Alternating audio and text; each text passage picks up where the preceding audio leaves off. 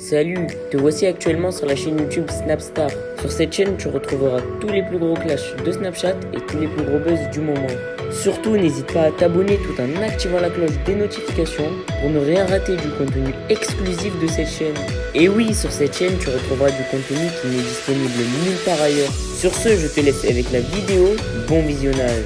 Comme vous avez pu le voir en regardant la miniature et le titre de cette vidéo, aujourd'hui nous allons principalement parler de Nabil El Moudni et de Sam Zira. Vous devez certainement tous les connaître, Nabil et Sam ce sont deux blogueurs très populaires qui ont aussi une chaîne YouTube. Comme vous le savez, Nabil et Sam se détestent parce qu'ils font exactement la même émission. Dans cette vidéo, Naboul le Maboul est très en colère et il a décidé de tout balancer sur le comportement exécrable de Sam. En effet, selon le Naboul, Sam est une mauvaise personne qui cherche juste à faire du buzz. Je vous laisse sans plus tarder avec tous ces clashs et n'oubliez pas que vous pouvez donner votre avis dans l'espace commentaire.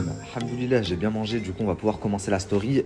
Juste avant de commencer la story sur Yacine, on me dit à l'oreillette qu'il y en a un qui vient de bloquer ses commentaires sur Instagram. C'est vrai qu'elle est hard, la team Nabil Flix, elle est dure, mais elle est dans le haq. Parce que quand je suis en tort, elle me suit pas.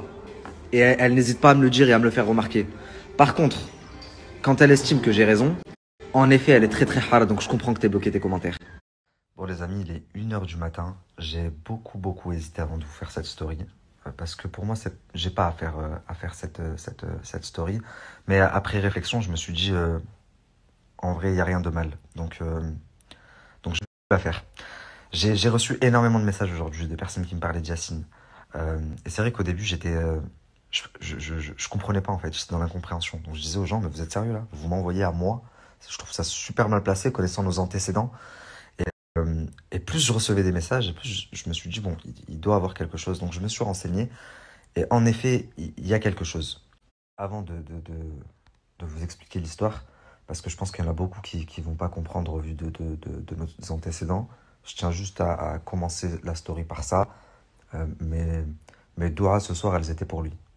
Donc, avec tous les antécédents qu'on a eus, nos embrouilles, etc., sachez que je ne souhaite à personne de vivre ce qu'il est en train de vivre. Moi, je sais, ça fait des mois qu'on entend à Dubaï qu'il est malade, etc. Mais je ne savais pas que c'était à ce point critique. Et c'est pour ça qu'aujourd'hui, dans la journée, il y a beaucoup de personnes qui m'ont écrit en me disant « il est malade, il est malade ». Et astaghfirullah, que Dieu me pardonne, j'ai été mauvais. J'ai répondu, il y a des milliers de personnes qui sont malades. Et en fait, non, j'aurais dû agir comme ça. Certes, on a eu des litiges, on a eu des embrouilles.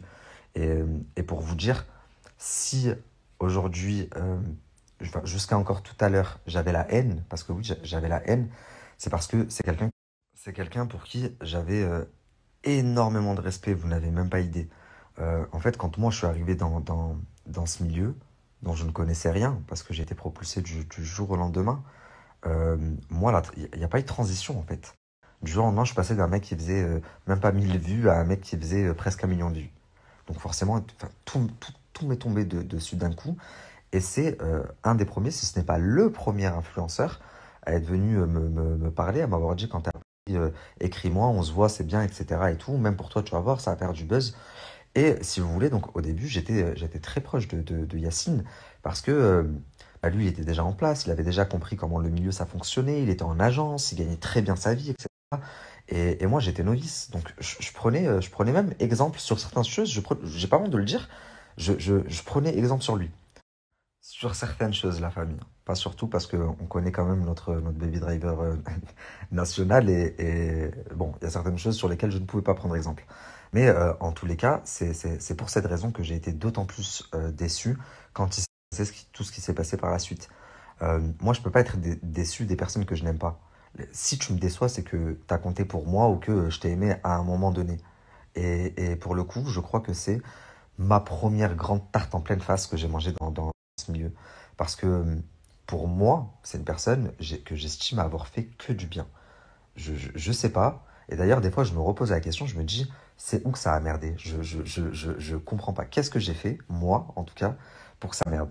Et moi, j'ai une politique ma politique de vie, je ne peux pas faire de mal à quelqu'un qui me fait du bien. Ça, c'est impossible. Même pour tout l'or du monde.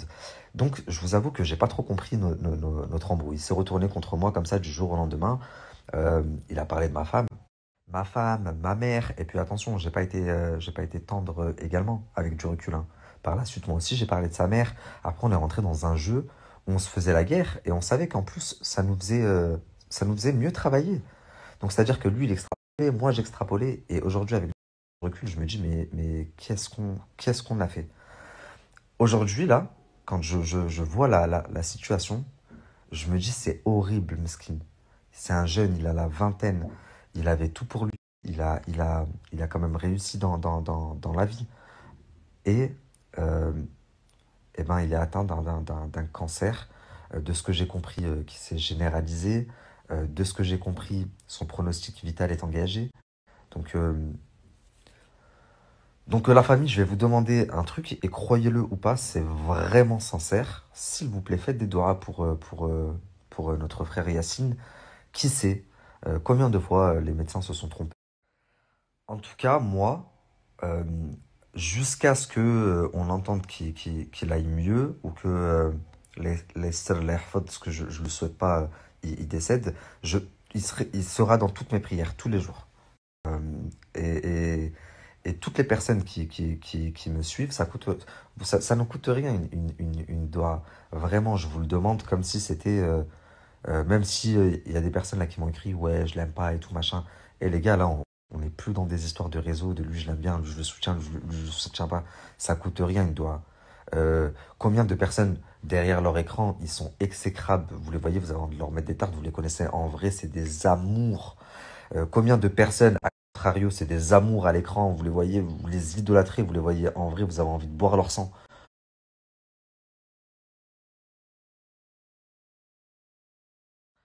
Ah oui, et dernière chose, je reçois des messages de personnes qui me disent, ouais, Nabil, en fait, c'est pour faire une cagnotte litchi. Mais vous, starfallah, vous, je, je, je, je, je, je sais pas si vous vous rendez compte de ce que vous êtes en train de dire. L'absurdité, la stupidité de ce que vous dites. Euh, Comment vous dire? J'ai déjà dénoncé des gens qui faisaient des fausses cagnottes. J'ai déjà dénoncé des escrocs. Baby Driver, je crois même qu'une fois, je l'ai dénoncé par rapport au trading.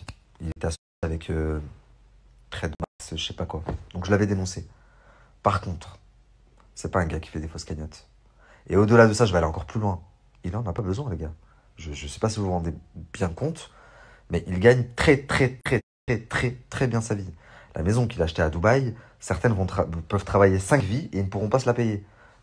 Donc, s'il vous plaît, la famille, arrêtez de dire de la merde. Pour le coup, là, c'est pas un sujet dont on peut plaisanter ou divaguer. Oui, c'est pour faire une cagnotte litchi, pour faire de l'oseille, je sais pas quoi. Mettez-vous à la place des proches, mettez-vous à la place de sa mère qui voit ça sur internet et qui a son fils sur un lit d'hôpital. La famille, je suis vraiment désolé, j'avais un live de prévu aujourd'hui avec Maya, mais j'ai pas pu le faire. J'ai eu une galère en arrivant en Turquie. Mais ouais, comme elle dit Noémie, je suis gentil. J'ai eu des galères en arrivant. Ma grand-mère, mon grand-père, ils étaient fatigués. Je les ai installés, on a mangé. Donc voilà. Voilà pourquoi je fais ma story à 1h du matin presque. Du coup, très rapidement, je vais vous expliquer ce que je suis venu faire en Turquie avec mes grands-parents. J'ai mon grand-père qui a des gros problèmes dentaires. C'est-à-dire qu'il a presque plus de dents. Il lui reste quelques dents ici. Mais là, au fond, il a plus de dents. Il a un dentier, mais son dentier lui fait très mal. Il a du mal à manger de la viande et n'importe quel aliment un peu trop dur. Il a du mal à mâcher. Et du coup, j'ai décidé de lui faire poser des implants. Enfin, on va refaire toutes ses dents, de sorte à ce qu'il puisse manger, de sorte à ce qu'il ait de belles dents aussi esthétiquement, même si à son âge, il n'en a plus rien à faire. Mais, mais moi, ça me ferait plaisir. Donc voilà, à côté de ça, mes grands-parents, ils n'ont pas beaucoup voyagé dans leur vie. Les seuls voyages qu'ils ont fait, c'est à la Mecque et au Maroc. Donc c'est la première fois qu'ils sortent, entre guillemets, de leur zone de confort. C'est la première fois qu'ils vont dans un pays où ils ne comprennent pas la langue, où ils ne peuvent pas communiquer. Et voilà. Et c'est aussi la première fois qu'ils voyagent avec moi, que je les ai que pour moi pendant une semaine. Parce que c'est vrai que ces 3 dernières années, elles ont été, ça a été vraiment très faste pour ma femme et moi. Et du coup, je vois de moins en moins ma famille. Mes grands-parents, ils sont très souvent entre le Maroc et la France. Donc vous imaginez même pas la sensation que ça me fait de les avoir avec moi là. Ça va ?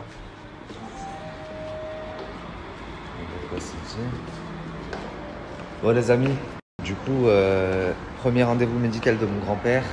C'est pour ça que je suis aussi matinal. On a rendez-vous pour une tomographie. Je sais pas ce que c'est, donc je vais voir. Hello. Hello, I have my car. Where clinic? What?